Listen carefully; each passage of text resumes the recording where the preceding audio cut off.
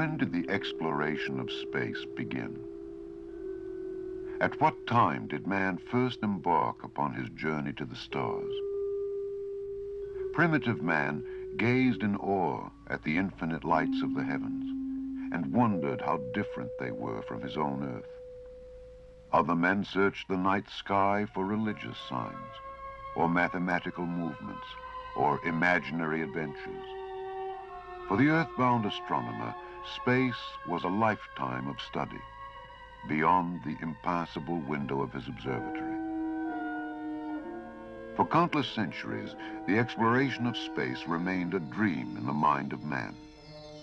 Then, on the 4th day of the month of October, 1957, it became a reality. The Soviet Union hurled the first man-made satellite into orbit, 558 miles above the Earth. The space age had begun. A year later, Congress created the National Aeronautics and Space Administration, a new civilian agency with parallel missions, to continue research and improvement in aeronautics, and to build a team and a technology capable of sending unmanned and manned craft to explore the new ocean of space.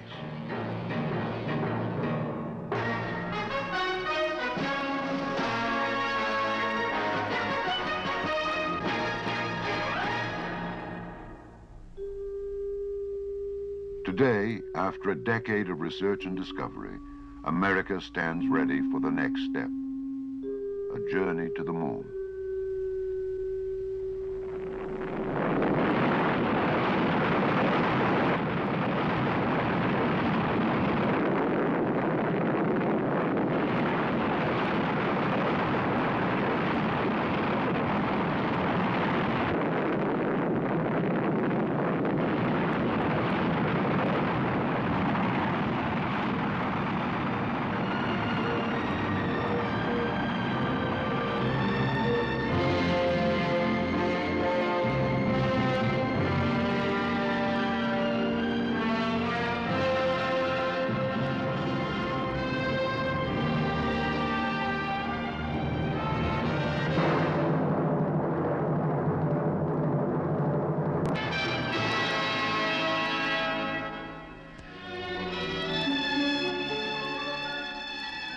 This day began on an island off the coast of Virginia.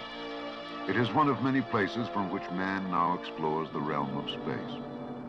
Over the past 10 years, hundreds of small sounding rockets have carried scientific instruments into the stratosphere, ionosphere, and exosphere. They have gathered data on high-altitude winds, on cosmic and ultraviolet rays, on radiation belts, and solar flares. Both American and international experimenters have dissected and evaluated these data to expand vastly our knowledge of near space.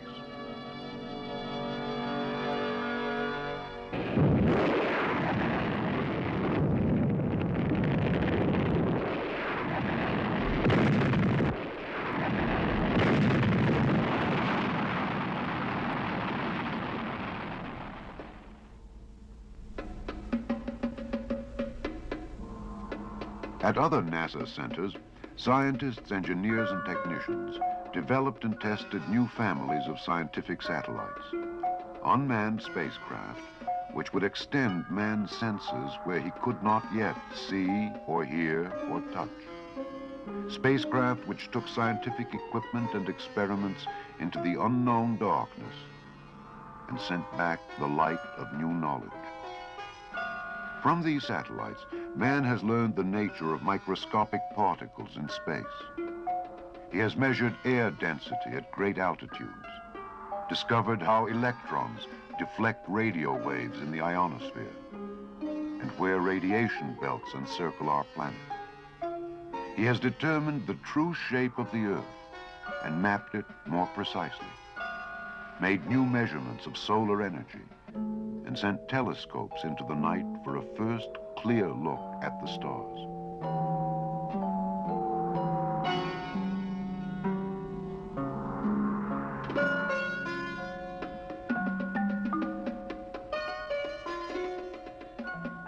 Some satellites were joint efforts to add to man's knowledge. the combined scientific quest of other nations, and the launch technology of our own.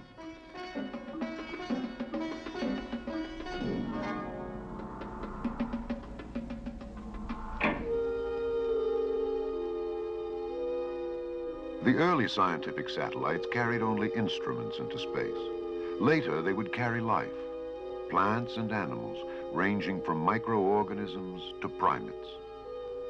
These biosatellites told us how weightlessness, radiation, velocity, and pressure affected life in the new environment called space.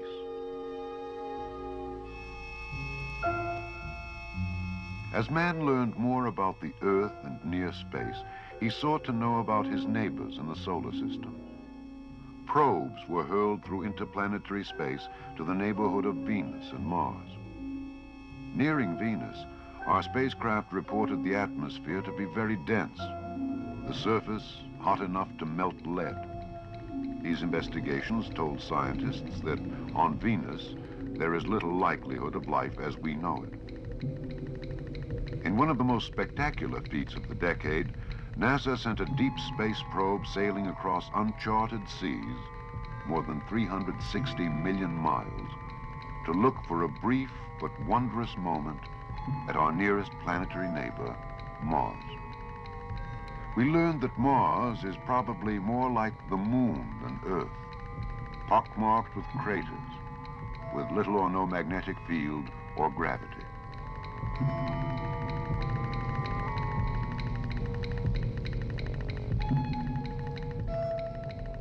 As important as the return of scientific information was the new confidence gained in our technological maturity, that man could design and control such complex operations across millions of miles of interplanetary space.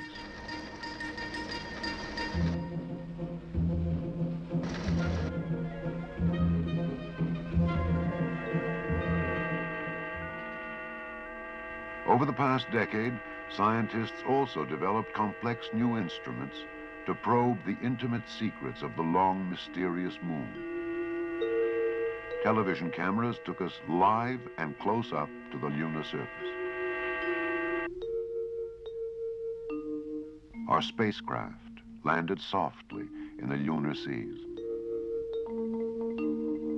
They examined the moon's color and sampled its chemical composition.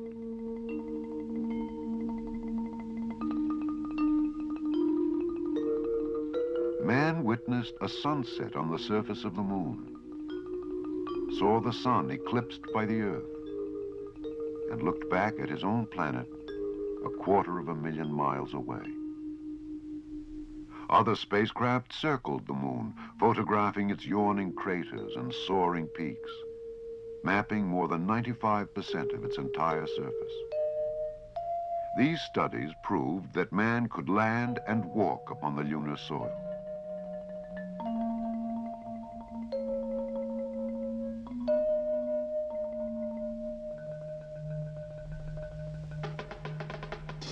In this first decade of the space age, the science and technology which was used to explore outer space was also applied to practical benefits here on Earth. Down-to-Earth satellites provide a constant watch on the world's weather, serve as beacons for navigation by ship or plane, send voice and picture from any point on Earth to any other.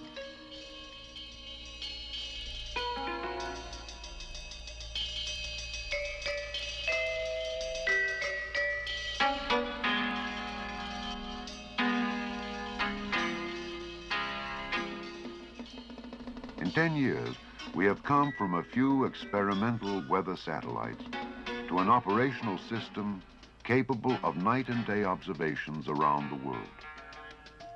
Today, satellites take portraits of storms that span half a continent and transmit them to meteorologists in many nations. They have detected hurricanes and typhoons and given valuable hours of warning to those who live and work in their pathways.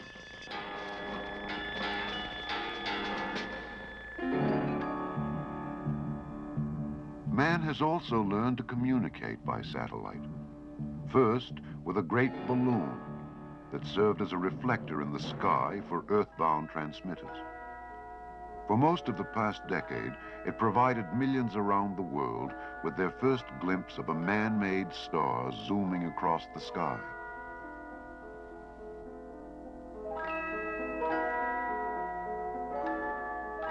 Other satellites followed that could perform increasingly complicated communication tasks. Today, the technology proved out by these first families of satellites has been put to commercial use in an operational system which is available not only to television networks and businesses, but to people everywhere.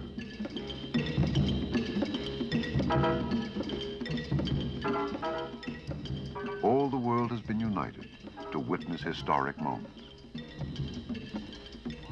Communication satellites have provided a valuable bridge to scientists working at distant points in the world.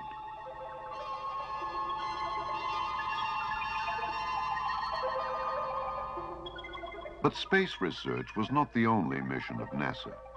The first A in the name of this new organization stands for aeronautics. An airplane without wings, the lifting body, an effort to link man's continuing journey through air and space. Someday, such a vehicle may be used to bring man back from space through the fiery re-entry of the Earth's atmosphere to a landing on the runway of tomorrow's airport. In 10 years, the field of aeronautics has kept pace with man's desire to fly ever higher, faster, and farther. Research has led to the development of aircraft that fly many times the speed of sound.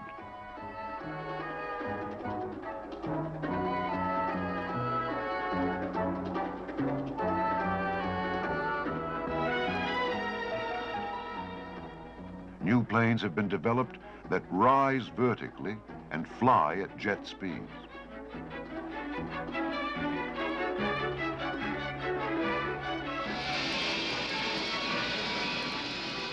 Man has attacked the problems of the new age of aeronautics: jet engine noise and the sonic boom.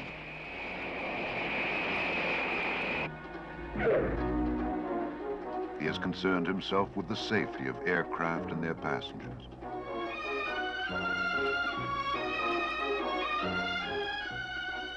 In 10 years, man has designed, built, and tested sleek new hypersonic aircraft that today fly to the dark edges of space.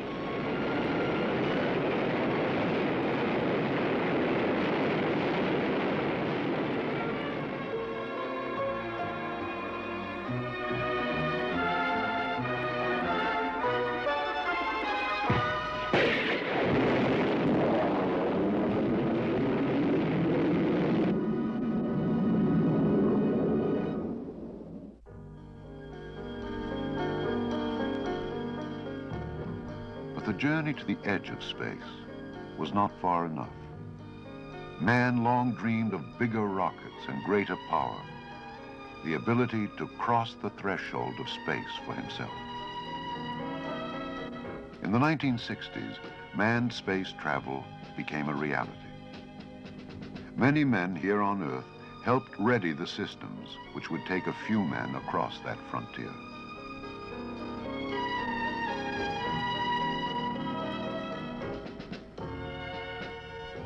The astronauts, star sailors on a formidable sea, conditioned themselves for the new phenomena of space.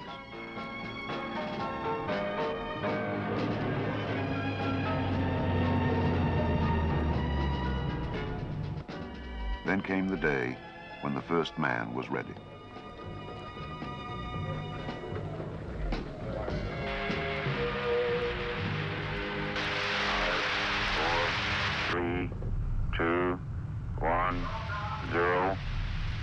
Ignition.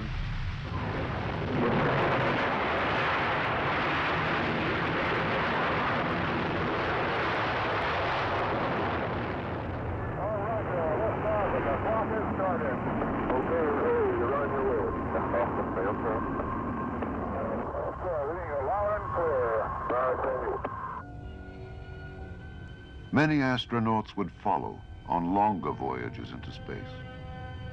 The experience of each added more knowledge to the textbook for all of those who would come after them. Missile power, go. RF systems, go. Propulsion, go. AMR telemetry, telemetry quality. Mercury caps, go. 3, 2. Roger, our clock is operating. We're underway. Roger, we're programming and roll okay. Okay, long out here. Stand by for 20 seconds. Roger.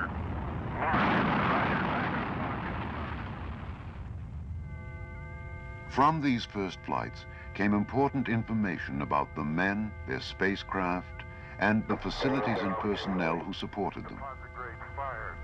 Man could withstand the force of gravity many times his own weight. He could live for extended periods weightless in the vacuum of space.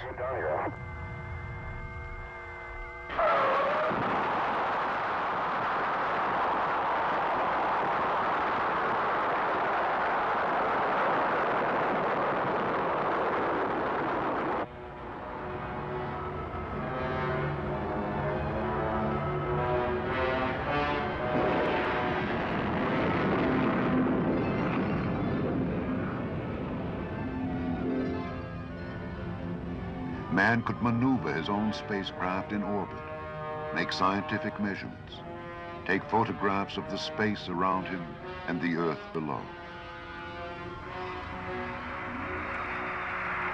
Gemini 6, Houston is standing by. Roger, understand. Station keeping at 120 feet. Man could locate other spacecraft hundreds of miles across the ocean of space. Gemini, Hawaii. How are you? I've got a weird-looking machine here. What does it look like? The jaws are like an alligator's jaw that's open and looks like a fully extended. Roger.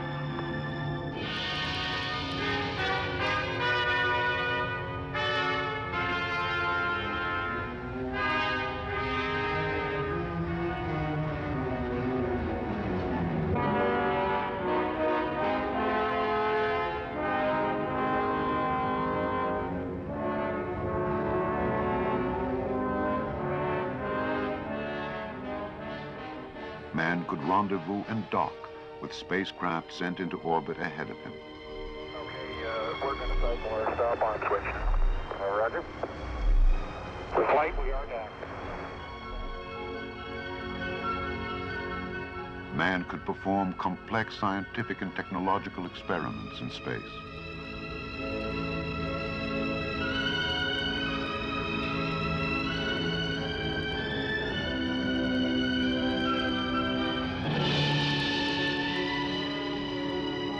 Man could walk and work outside his spacecraft.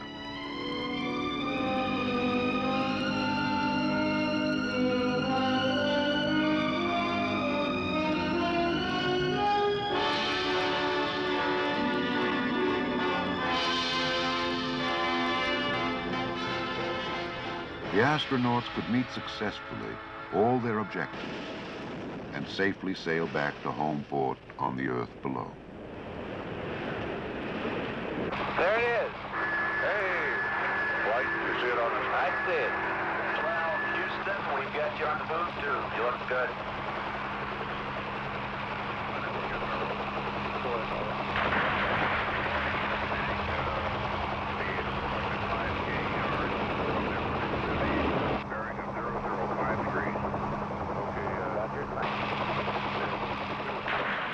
These first steps into space had taken man 800 miles above the Earth.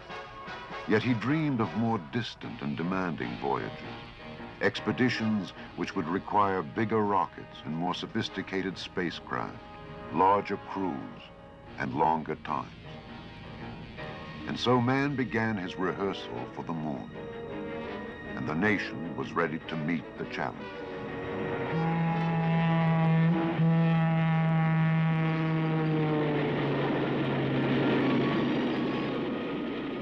Facilities of many kinds were constructed throughout the country to support the space programs of the future.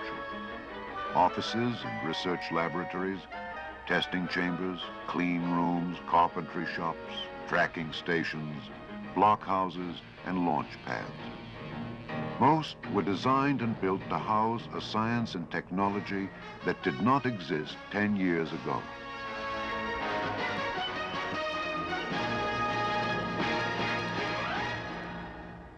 To meet the new demands of the space program, basic research was expanded and strengthened at institutions throughout the nation.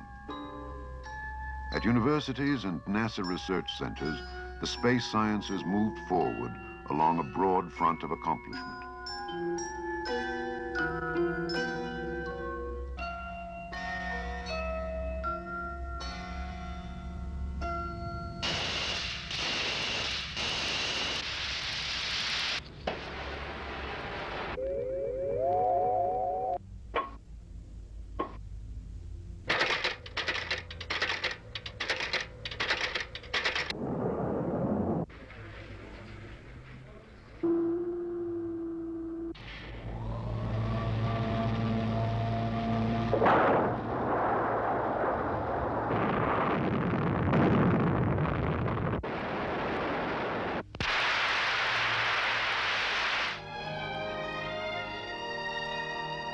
Behind the spacemen have stood thousands of engineers, scientists, and technicians, all part of the team dedicated to building and testing the many components which contributed to the dream.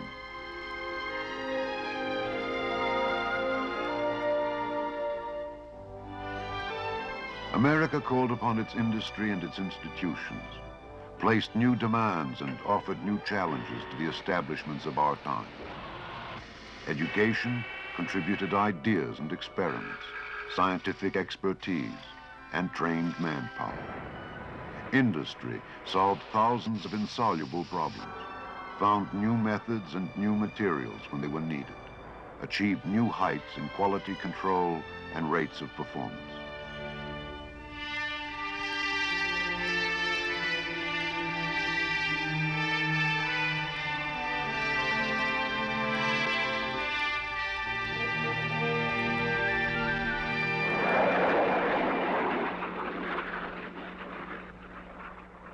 Sometimes there were failures and accidents that claimed men's lives.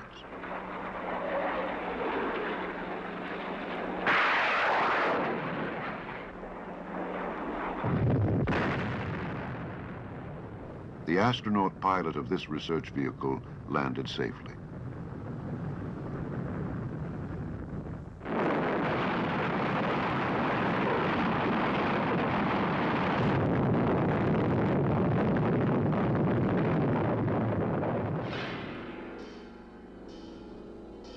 But we learned from our failures, corrected the faults, and continued the work to be done.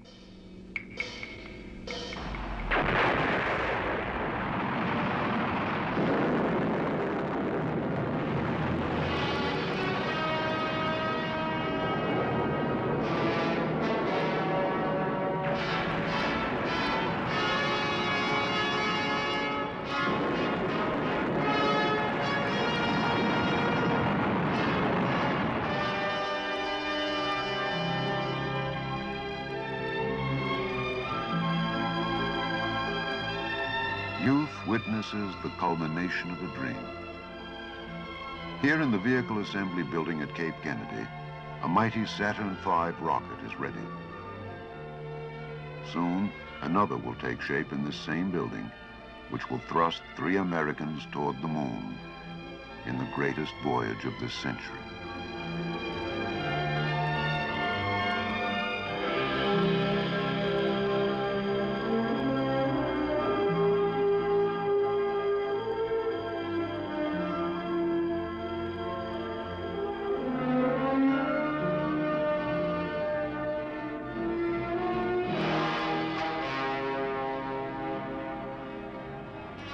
And now a new rocket is rolled out for another test of our lunar mission capabilities.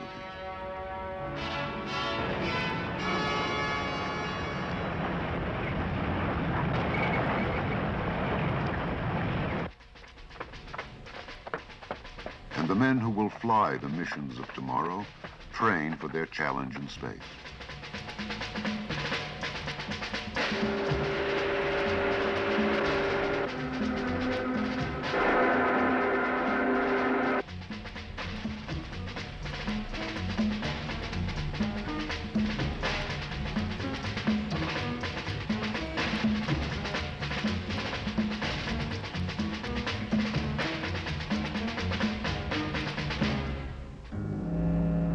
Is that closing velocity about right?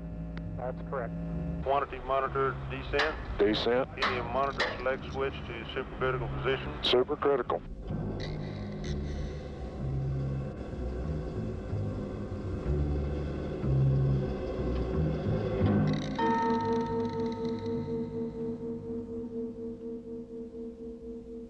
In 10 short years, America has come a long way.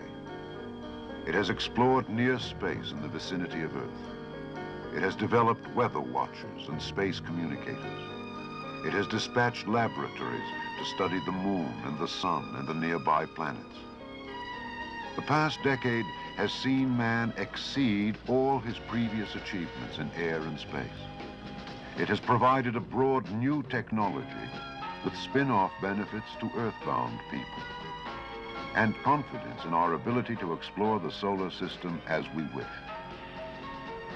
What has been done and what has been learned belongs to all who live now and in the future in this age of space.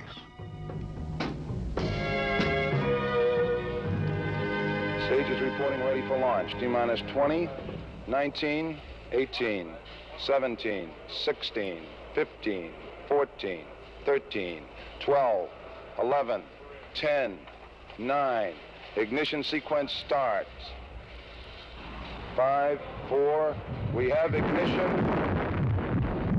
All engines are running. We have liftoff. We have liftoff.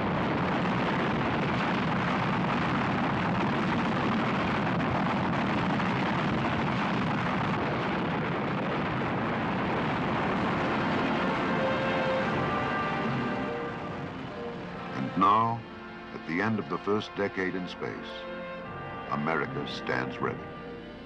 The men are ready. The machines are ready.